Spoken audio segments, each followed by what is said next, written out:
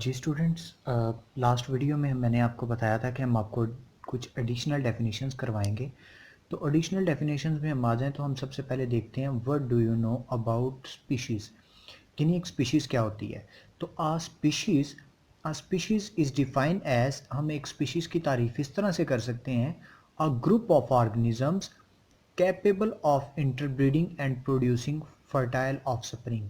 यानी जो आपस में नस्ल कशी करके आगे से नई नस्ल पैदा कर सकें, तो उनको कहेंगे स्पीशीज। लेट्स सपोज कैट है, वो कैट के साथ इंटरब्रीड करके आगे अपनी ऑफस्प्रिंग यानी औलाद कैट पैदा कर सकती है। डंकी है, डंकीज के साथ क्या करते हैं, इंटरब्रीड करके आगे अपनी औलाद पैदा कर सकते हैं डोंकीज़। ह्यूमन है, ह्यूमंस के साथ इंटरब्रीड करके वो क्या कर सकते हैं, अपनी औलाद पैदा कर सकते हैं ह्यूमंस।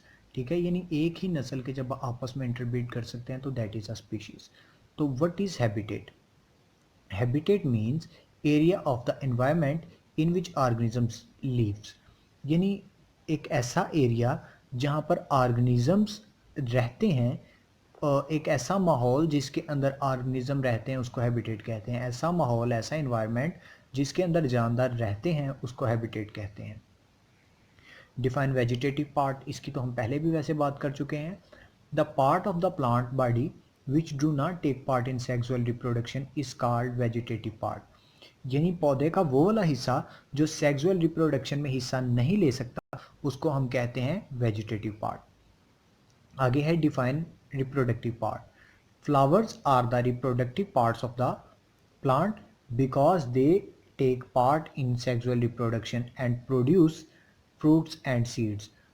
फूल जो हैं वो रिप्रोडक्टिव पार्ट हैं, क्यों? क्योंकि वो सेक्सुअल रिप्रोडक्शन में हिस्सा लेके बीज और फल और बीज पैदा करते हैं। ठीक है, आगे आगे आपका differentiate between prokaryotic and eukaryotic sales. Students को इस एक बात में बड़ा कन्फ्यूजन होती है। तो prokaryotic cells lacking membrane bonded nucleus and organelles are called prokaryotic cells. वो सेल्स जिनके अंदर न्यूक्लियस की मेम्ब्रेन नहीं होती, यानी मेम्ब्रेन नहीं होती तो सिंपल सी बात है, न्यूक्लियर मेम्ब्रेन नहीं है तो न्यूक्लियस नहीं है। ठीक है, जिसके अंदर न्यूक्लियस नहीं है वो होते हैं प्रोकैरियोटिक सेल्स। मिसाल के तौर पर किसके अंदर न्यूक्लियस नहीं होता? Bacteria cell and cyanobacteria cells. Clear? आगे आगे बात यूकैरियोटिक सेल्स की।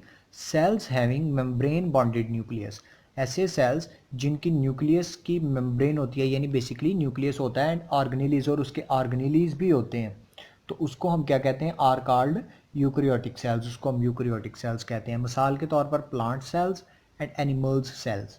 ठीक है, ये आपका प्रोकैरियोट्स एंड यूकैरियोटिक सेल्स की डेफिनेशन है।